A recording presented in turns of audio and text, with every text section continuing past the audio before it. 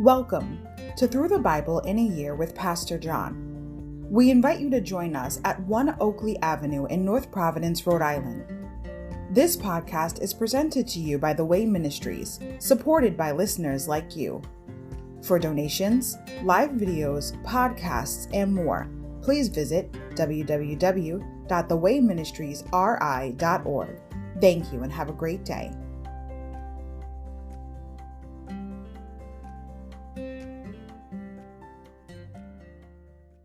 Hi, everybody. Welcome to Through the Bible in a Year with Pastor John. So glad you could join me today to get a portion of God's Word.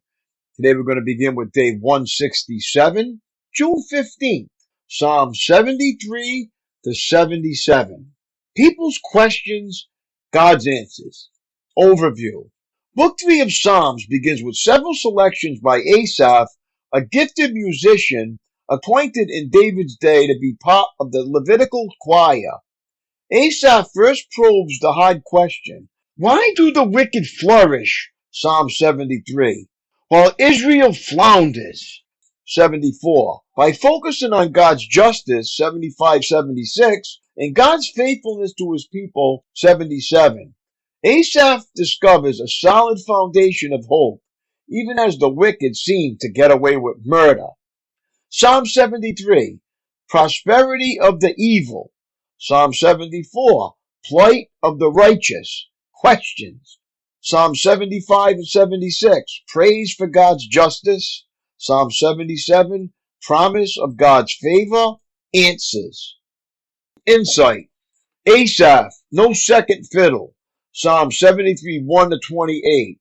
Asaph, to whom Psalm 73 is attributed, was one of the singers appointed by David to direct the choir of Levites. 1 Chronicles 15, 16, 17, and 19. Later, he was ranked with David as one of Israel's finest musicians. Nehemiah 12:46. Insight, the sleep of death. Psalm 76:5. For a prime example of God's ability to plunder enemies, 76:5. Perhaps the example that inspired this psalm, see 2 Kings 19:35. In Isaiah 37, verse 36.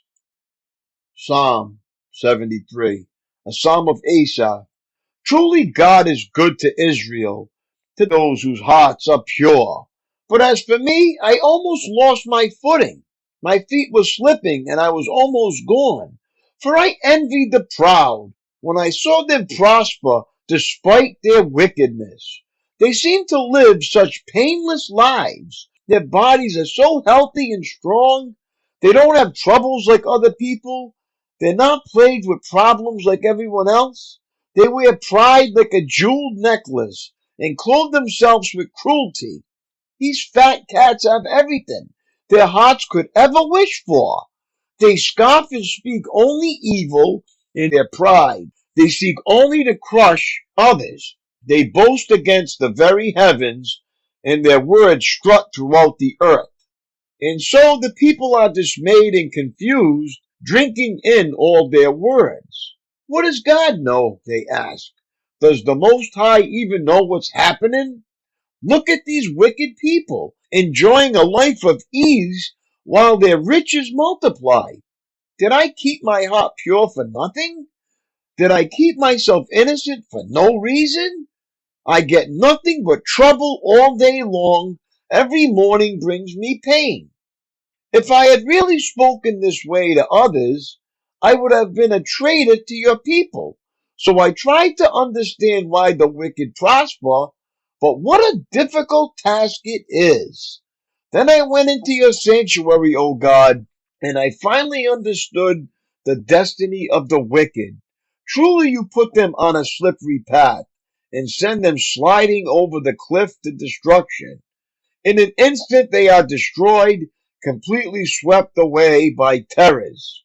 When you arise, O Lord, you will laugh at their silly ideas, as a person laughs at dreams in the morning. Then I realized that my heart was bitter, and that I was all torn up inside. I was so foolish and ignorant, I must have seemed like a senseless animal to you. Yet I still belong to you. You hold my right hand. You guide me with your counsel, leading me to a glorious destiny. Whom have I in heaven but you? I desire you more than anything on earth. My health may fail and my spirit may grow weak, but God remains the strength of my heart. He is mine forever. Those who desert him will perish, but you destroy those who abandon you. But as for me, how good it is to be near God. I have made the sovereign Lord my shelter, and I will tell everyone about the wonderful things you do. Psalm 74, a psalm of Asaph. O God, why have you rejected us so long?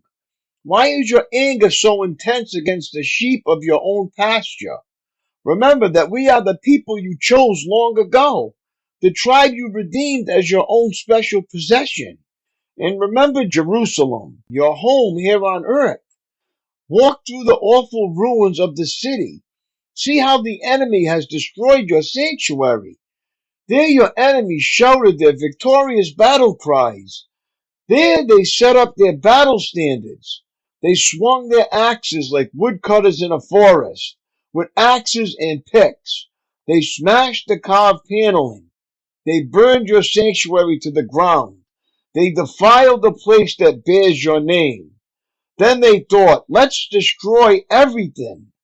So they burned down all the places where God was worshipped. We no longer see your miraculous signs. All the prophets are gone, and no one can tell us when it will end. How long, O God, will you allow our enemies to insult you? Will you let them dishonor your name forever? Why do you hold back your strong right hand? Unleash your powerful fist and destroy them. You, O God, are my King from ages past. Bring salvation to the earth. You split the sea by your strength and smashed the heads of the sea monsters. You crushed the heads of Leviathan and let the desert animals eat him. You caused the springs and streams to gush forth, and you dried up rivers that never run dry. Both day and night belong to you. You made the starlight and the sun. You set the boundaries of the earth, and you made both summer and winter. See how these enemies insult you, Lord? A foolish nation has dishonored your name. Don't let these wild beasts destroy your turtle doves. Don't forget your suffering people forever. Remember your covenant promises, for the land is full of darkness and violence. Don't let the downtrodden be humiliated again. Instead, let the poor and needy praise your name. Arise, O God, and defend your cause. Remember how these fools insult you all day long. Don't overlook what your enemies have said, or their growing uproar. Psalm 75. For the choir director, a psalm of Asaph, a song to be sung to the tune, Do Not Destroy. We thank you, O God. We give thanks because you are near. People everywhere tell of your wonderful deeds. God says, at the time I have planned, I will bring justice against the wicked. When the earth quakes and its people live in turmoil, I am the one who keeps its foundations firm. I warned the people, stop your boasting.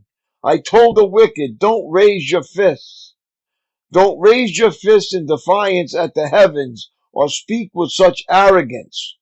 For no one on earth from east or west or even from the wilderness should raise a defiant fist. It is God alone who judges.